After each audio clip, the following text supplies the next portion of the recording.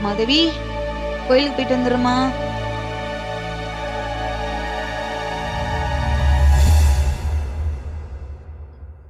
ராஜேஸ்வரி அம்மா.